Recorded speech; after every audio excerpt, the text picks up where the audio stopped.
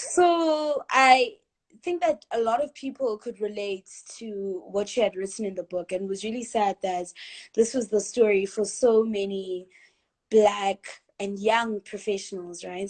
So I know that you started some amazing work with Working While Black. Can you just tell us a little bit more about what Working While Black hopes to do and why you actually started it? So one of the things that, and that was actually in the passage that I read from the book, one of the things that I suggested that we need to have is a repository that can be a place where Black people can go and read about content that is related to careers, but that's specifically created, curated, and targeted at Black professionals.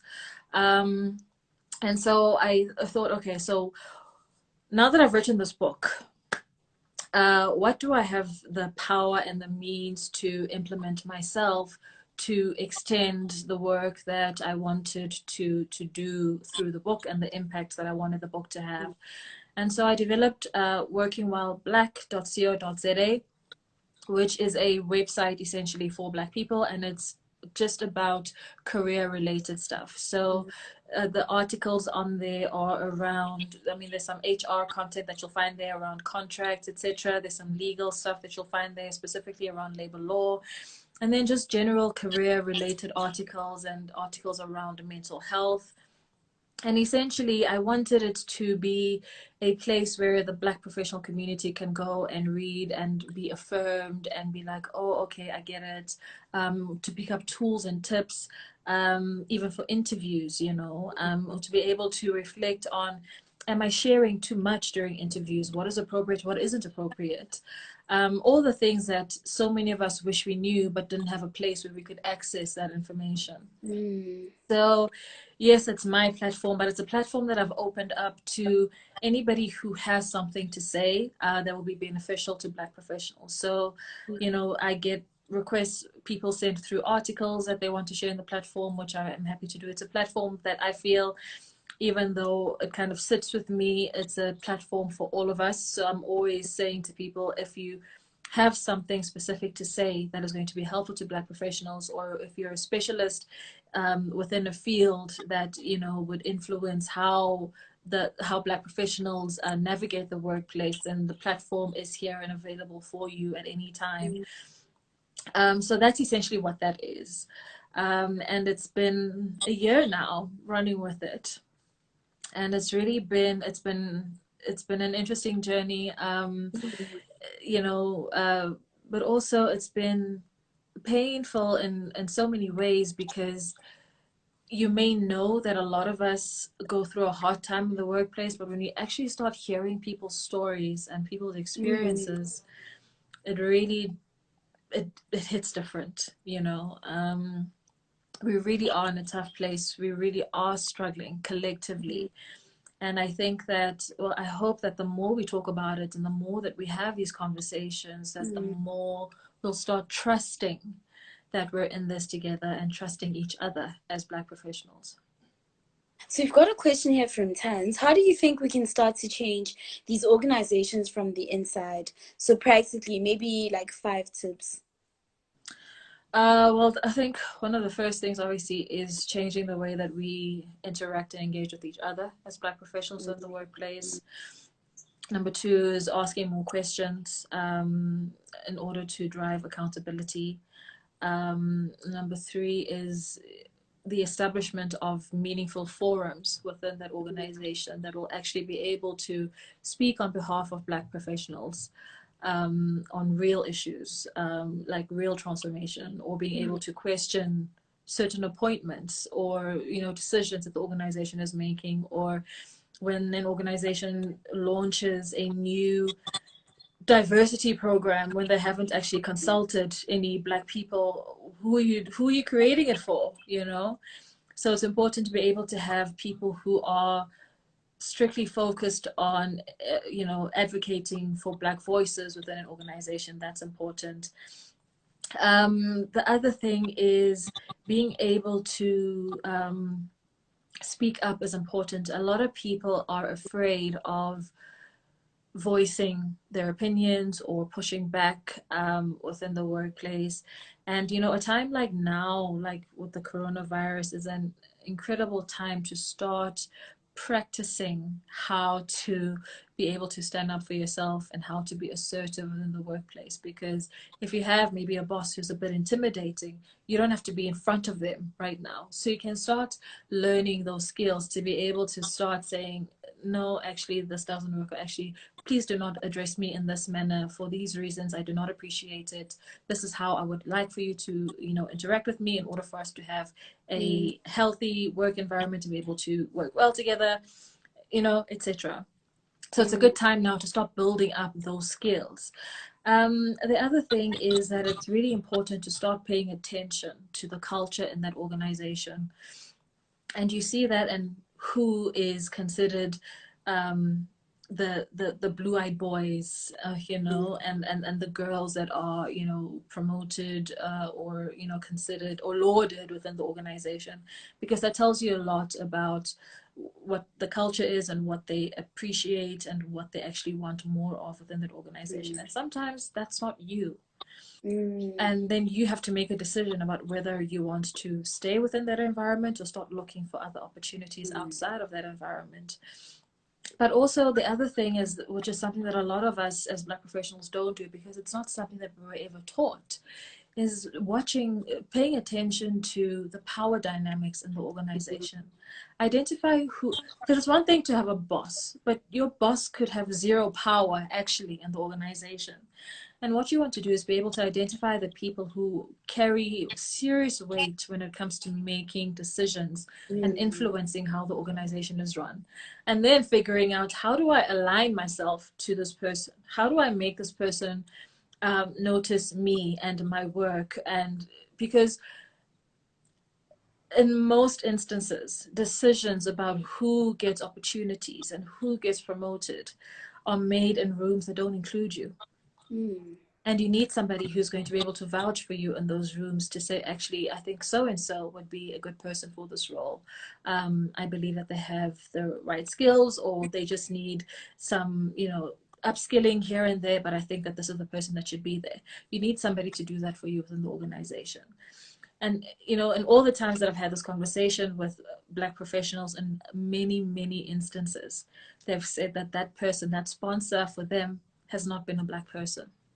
Mm. And that's heartbreaking, Mm. that so many people don't have a Black person who's in that room rooting for them and saying, Mm. this is who should be here, this is who needs an opportunity to ensure that there are more Black bodies and Black faces, but also more people to be able to, you know, drive the Black agenda. Because when it comes down to a vote and you're the only one voting for a Black something that will benefit Black people, that's never going to get anywhere. And that we need to understand that the more of us are in those rooms, the better it is and the easier it becomes for us to start influencing change within organizations.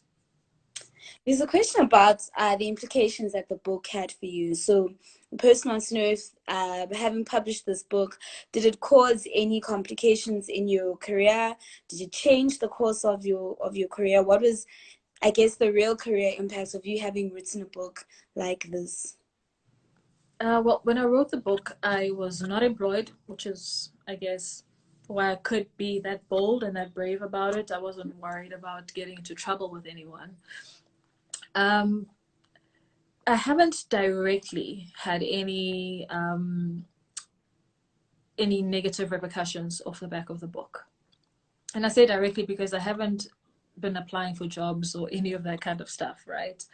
But I'm also aware of the fact that if an organization wants to recruit me, Mm. they're going to have to really think hard about who they are and how they operate, because Mm. they know that I'm coming in there and I'm not going to mince my words about what I observe within that organization and what needs to change, which I think is actually a beneficial thing, because then any organization that works with me knows exactly what they're getting. Mm. So what's interesting for me, what has been interesting, is that as a consultant, you would think that because I'm so vocal about workplace related issues, that people will kind of tread cautiously when interacting with me. But surprisingly, I actually get a lot of microaggressions, even when I am consulting from people. A lot, actually. And how do you navigate that? Because you're now running your own business. You want to establish relationships with clients, and they are the ones that are now subjecting to microaggressions. I always will say what I need to say. I'll always say my piece. I will always stand up for myself, or I will always say if I disagree with something, because when I go into any organization, my focus is always firstly and primarily on the mandate that I've been given as part of my role, and whatever role I'm fulfilling or whatever capacity I'm in. And what I find sometimes is that in that people generally sometimes just don't like what I have to say. They don't like the honesty, or they don't want to change the culture of the organization, even though they claimed that that's what they wanted to do up front. And so that then becomes the friction in the relationship that we have. But I never stray from who I am and how I approach my work. I'm always professional. I'm always respectful, but don't try and walk all over me, because I am going to say something about it. I don't let anything slide. I will always call people out on their bullshit. And if that means losing a client, then I'm very okay with that, because I know what my values are. I know what I'm about, and I know what I'm not willing to tolerate. And I cannot tolerate abusive people in any context, because if you're abusive to me as a consultant, I cannot even begin to imagine how you treat your employees. Mm. SK says, hi, Sihle. I can never thank Sihle enough for standing for the truth. And I guess that leads me to just wonder, what has the reception been like from young Black professionals? Have a lot of people felt affirmed by this book? What have some people just reacted to and said, who, excuse me, are young professionals who may have found themselves in the same place that you were when you wrote this book? Everybody who's read the book, well, for people who are already working and who are professionals, everybody has felt seen. Um, Based on the feedback that I've received, so many people have said that they feel like I was in their heads when I was writing this book, because it's so real and so close to home. Other people have shared how they've had to kind of read and put the book away for a bit and then go back to it, because it's so triggering for them to read all of this, because it's stuff that we harbor, stuff that we go through, but we kind of just keep suppressing because it's overwhelming and we don't know what to do with it. We can't even, decipher what's happening around us or to us. Some people have come out and said, I knew that this was the experience that I had, but I didn't have a name for it. And now that I've read your book, I know what it is. I can finally call it by its name. For people who are still studying, they have said that they're so happy that they got to read the book, because now they're not walking into corporate blindly. They know what to anticipate, they know what the challenges are, and they now have some tools that they can use to protect themselves, to navigate the workplace a little better. They're not going in there thinking, I'm just going to go in there, make some money, get promoted, get that corner office, honey. They know it's real. Don't see us looking all put together and cute every day and waiting for the 25th every day and think, oh, I can't wait until I start earning a living. There's a lot that happens before you get that paycheck and after. So I think it's been great to hear that feedback. But again, it's so disheartening that so many years after 1994, we still find ourselves here. And even from a government level, we're still not getting the assistance and the support that we need to be able to have meaningful change. So Tabitha says sometimes there is abuse that comes with being aligned with powerful influences at work because you want recognition. Seeking such alignments can be a trap as well. Well, it depends on how you manage it, like with all things. at the core of any kind of relationships or alignments that you want in Mm. the workplace has got to be a very, very clear definition of what it is that you're trying to achieve and why. If you are, I mean, there's a very big difference between being strategic about your alliances within the workplace and brown nosing. Those are Mm. very different things. And you've got to be very clear about what it is that you're doing and why you're doing it. But then the second part of that is there will always be people who have something to say, Mm. you know, and you've just got to decide who's worth listening to and who isn't, Mm. right? Dogs will always bark at a moving car. So you've got to, not everybody deserves your attention.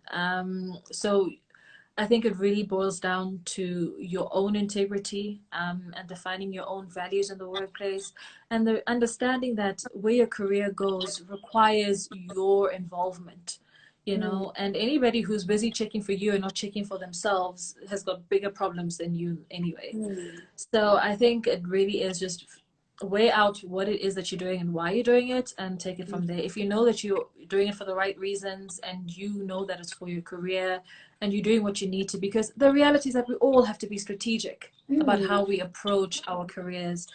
So do your thing. Don't worry about other people. Do you think it's possible for Black people to successfully navigate that corporate space while not being problematic, but also while keeping it real, you know? I think it depends on the organization. In most instances, I have found that we are only we only generally keep it real in the kitchenette or by the water cooler or Yeah. in our WhatsApp groups. That's when we're really, really ourselves. If Mm. you have a group of people within the workplace that you trust, obviously. Um, but generally, I feel that particularly Black women, um, the corporate world does not make space for us to be ourselves, to keep it real. They just don't. Black men generally have it a little bit easier. Not a lot, but they do get it a little bit easier than we do. They are seen as a bit less threatening for whatever reason. And so they come in as themselves. They who they Yes. are. They Yes. show up fully as Usipho. And Usipho comes in Monday making a noise, talking about the soccer, and everybody's getting involved and everybody's laughing, and the white people talk to him, and it's fantastic. And Mm. then you walk in, and now we'll go tense. Because on Friday you said that a presentation was not aligned to the strategy. Now nobody's talking to you.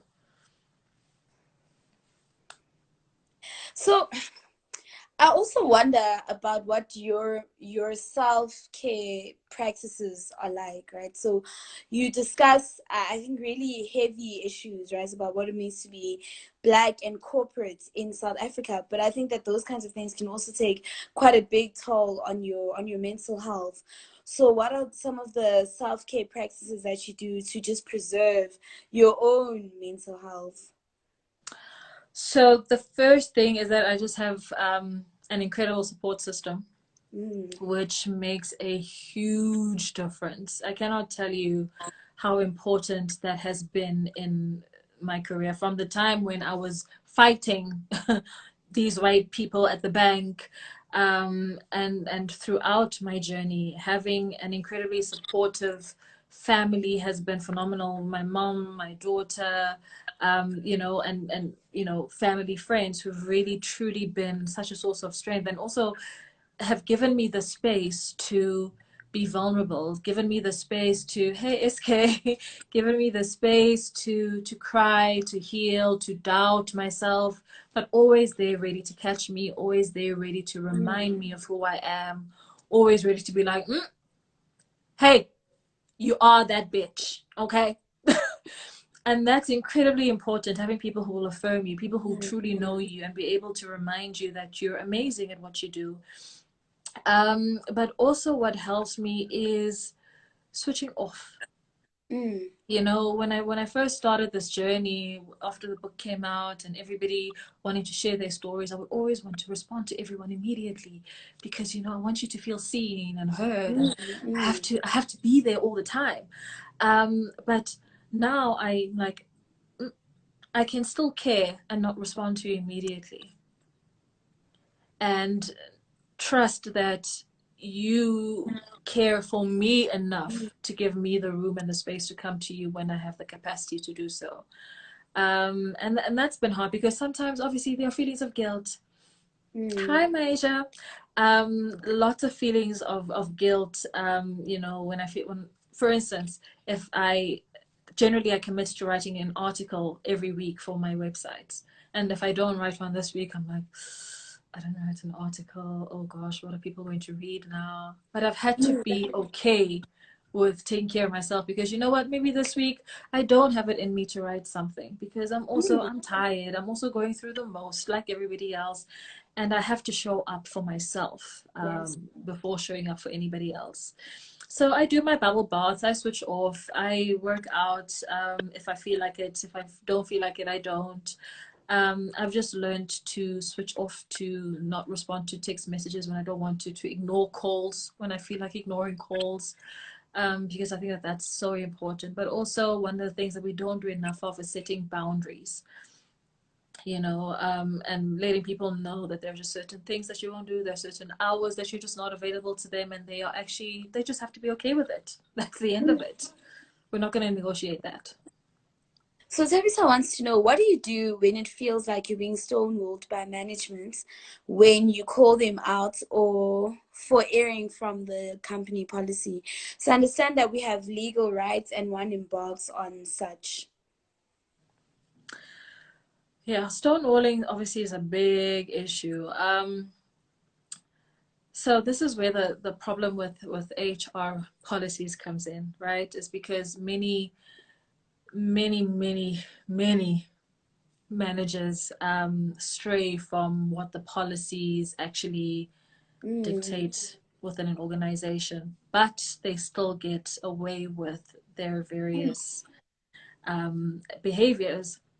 And this is when it becomes really important, again, to come back to the conversation around how are we holding organizations more accountable for driving a transformative agenda that protects Black people. And so these policies that people are acting against, how do we start to ensure that HR goes and reworks those policies so that they are clearer and more definitive, and Mm. how they ensure that people behave a certain way within the organization? Because the reality is that there are organizations that just don't care, guys, and they will never care about your concerns or your Mm. issues or experiences as a Black person. And you've got to know and understand that. And then it's a choice that you make about how you then, how long do you stay? Do you stay? Do you continue to have aspirations there? Do you look elsewhere? I mean, it gets difficult, obviously, when you're in a time such as now, where there aren't that many jobs available, where there aren't opportunities, you know, that you can kind of hop onto immediately. But you know, there's something around putting pressure on HR, even if you don't win. I Mm. think over time, as we all keep chipping away at all of these little things, at some point these castles have to come crashing down. You know, it's inevitable. But I think it's in the chipping away that we begin to start showing people that we're becoming less and less tolerant of abusive behaviors. And it's a good thing to be able to say to your boss, this behavior is incongruent with this policy, which states this for these reasons. And so I'm struggling to understand what to do or how to behave or how to conduct myself because now there's this conflict that exists. So what should we do? How does HR support us? Let's bring HR into this conversation so that HR can help us understand the interpretation of this policy. Because then they're forced to do or say something, right? Mm. And other than that, there really isn't much else. It really is about just consistently going back to asking the questions, asking for the finer detail. But what does that mean? If we say you don't tolerate discrimination, what is discrimination? How Mm. will I know if I'm being discriminated against? Why is that not part of the policy? a checklist that'll give me cues so that I know what to look out for. So there's actually some comments about HR, So it says HR is no longer independent and okay with the role that they are meant to play. And SK says that the HR departments in the private sector rarely ever champions for the transformation agenda as well, which I guess speaks to what you were saying about the role of HR and the deficiencies that we're seeing in HR, right? Yeah. I think it all boils down to this phrase, reputational risk.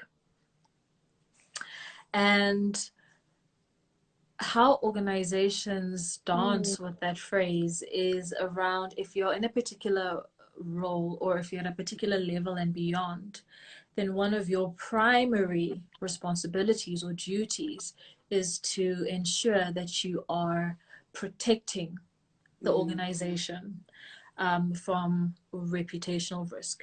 And so what does that end up meaning in the context of industrial relations? It means that if there is the threat of an employee saying that we are racist as an organization, then we need to squash that real quick. Or we need to squash them real quick. It means that if an employee has tried to get an issue resolved within the organization, and we've been sending them from pillar to post, they still can't do anything about it because they can't go and write about it on Twitter because they signed a social media policy because reputational risk. And so employees end up not having anywhere to go. They've got nowhere to turn other than CCMA. And organizations aren't really fazed about CCMA. They literally call it nuisance pay when they give you 2-3 months pay, and they're done with you. And you're no longer a stress factor for them. But now you've got to worry about where you're going to find another job in 2 months, The reality is that we are operating in a world where it's still very much profit over people. And Black people are at the bottom of that list of priorities completely. There's been a lot of feelings about the HR department. Some people are suggesting that it should be outsourced, but there's also the feeling that an outsourced HR would still get paid by the employer. SK says that the HR department in the space that she works for eats lunch with their managers, goes shopping, and then spends leisure activities with their managers. So it really is just a catch-22 situation. Yeah, the lines are beyond blurred. Because HR people, like everybody else, understand that career progression is about strategic alliances. They are going to be looking out for number one. I think we have long passed the days of HR being a function that is there to support healthy relations within an organization and to ensure that all staff members are protected. We function in a very capitalist society. Everybody's looking out for number one, and we've truly lost our way, unfortunately. And I don't know what the answer is. The reality is that there are some HR people who really do try. And they also come against the same resistance that we all experience within the workplace. And they can't actually change anything because, again, they don't have that organizational power that's transferred to them.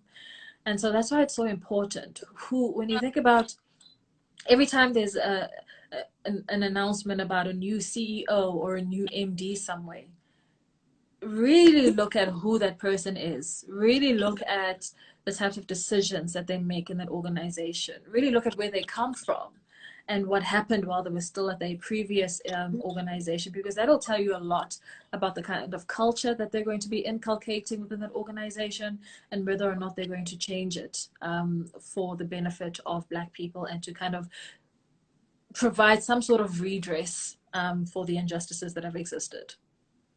Patsy says they left an organization for self-preservation even when they didn't have an alternative. I really don't understand why great employees are the ones that leave. Yeah, and that's always the case. All the best Black people that I have come across have left toxic environments. And generally, those people are the ones who speak up. Mm. And we're the ones that those toxic corporates don't want. So they're happy to let us go. Mm. They're more than happy to let us go, unfortunately. So what is next for you, Sihle? A lot of people want you to write another book, just in the comments. But I'm really curious about what's next. What are some of the other things that you are working on? Um, so I'm doing consulting work. But also I started Connected. This is my first year with Connected, and that is a platform for professional women. And it's basically like a 1 year, almost fellowship-like thing. It's membership-based, and I take in members at the beginning of the year, and they're on this course for a whole year. And I bring in different facilitators, and essentially, the premise behind it is for Black women to get access to the information and resources that we don't get access to in the workplace, that we don't get access to in university. And because we don't get invited to braais over the weekend with colleagues, and we don't get invited to the golf course, we don't know all of these different things that we need to know about navigating the workplace. And so that's specifically focused on that, upskilling them, helping them to better navigate the workplace, helping them to better position themselves for elevation within the workplace, helping them to navigate tense dynamics and difficult conversations within the workplace, understanding or identifying who the power players are, and how do you then manage and navigate those relationships, governance, and all of these different things. And then there is what I'm also going to be doing is introducing, so from next year, actually, the Connected platform. So what it was this year was I limited it to a small group of women, or just 40 women, because it was in person get together, and you want everybody to kind of be able to have sufficient time. But from next year, it's going to be an online based membership. So it's going to be open to a lot more people to be able to join. And then outside of that, I'm also going to be doing more one-on-one consulting. So for people who need support or assistance with navigating their individual career journey, that's going to be a service that I'll be providing from probably around June. And then the other thing is I am working on my second book.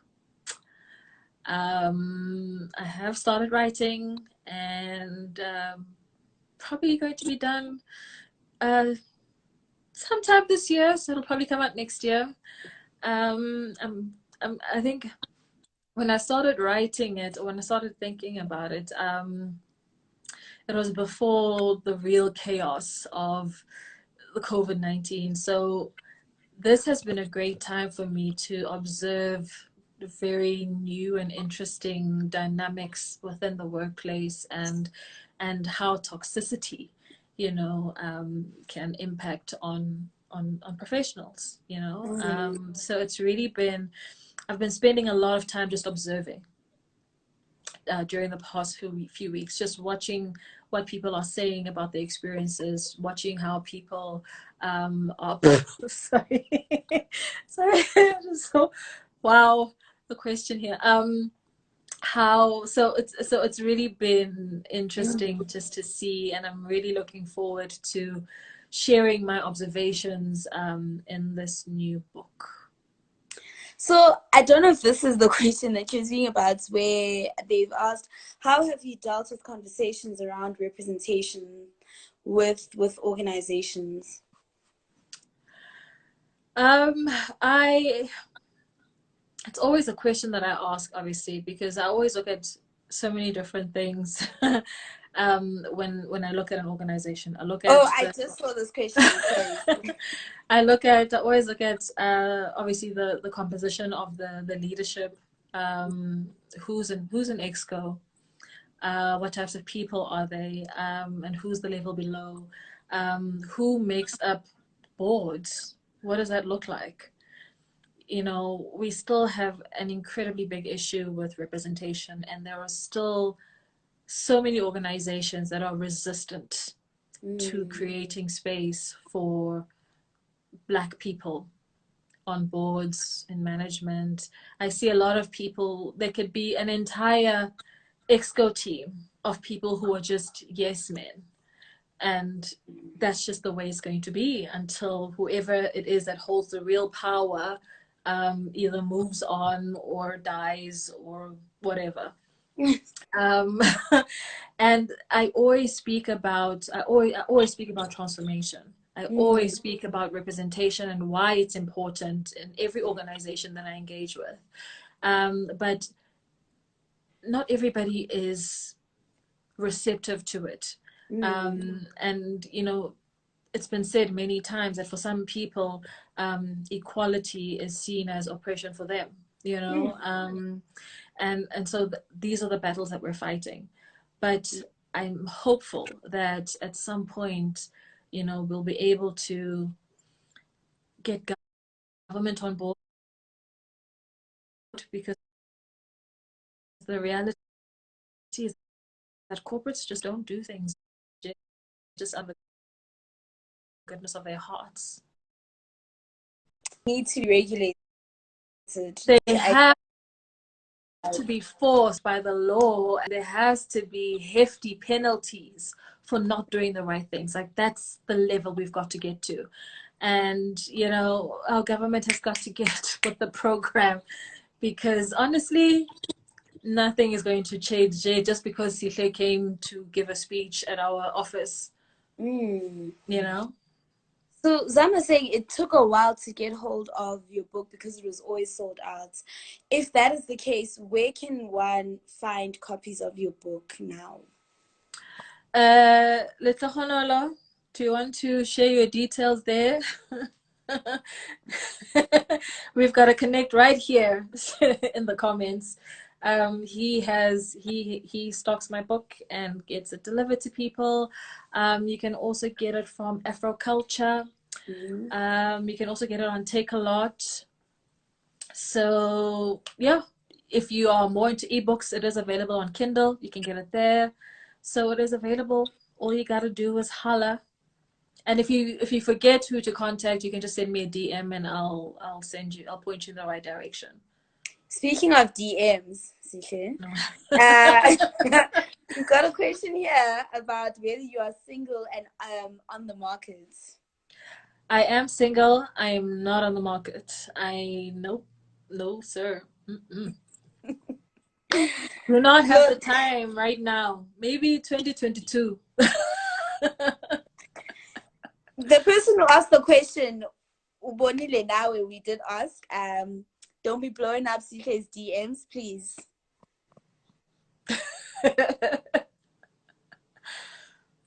So we've got a question about how do people become part of the Connected program?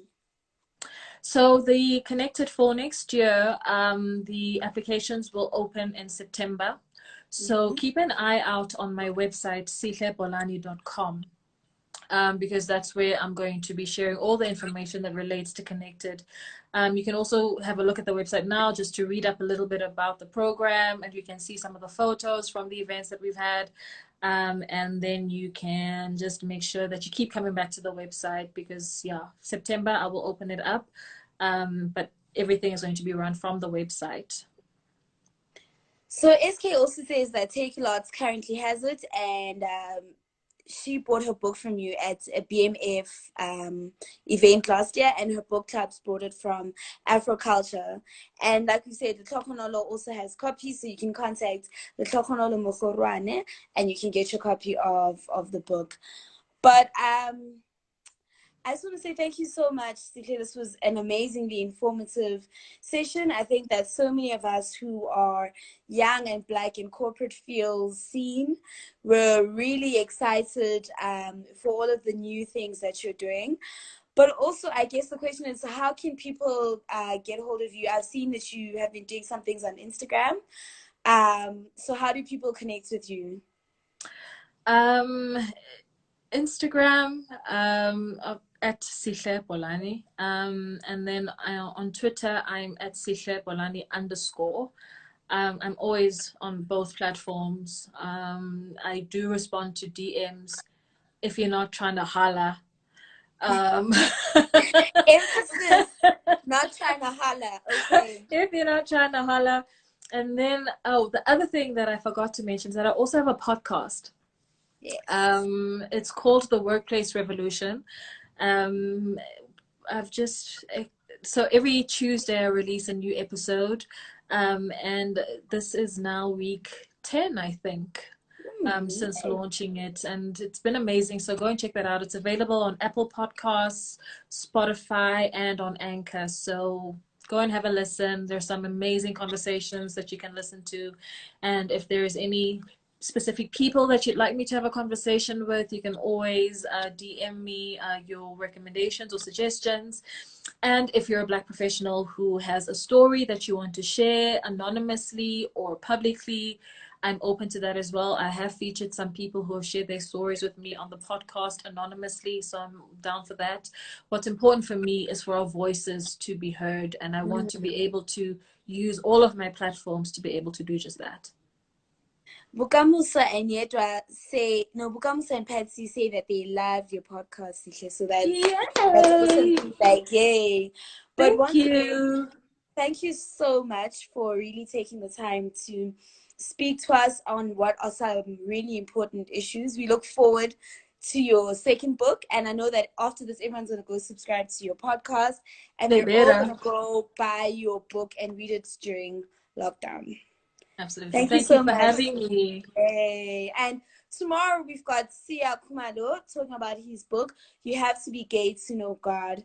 You definitely don't want to miss this. So we'll see you all at 6 p.m. tomorrow. Don't forget to reach out on social media, on Twitter, Instagram, Facebook. We're looking forward to hearing from everyone. And thank you so much, Sihle. We wish you absolutely all the best as you go on and do some amazing things. Thank you so much. Love you guys always. Bye. Lots of love. Bye, everybody.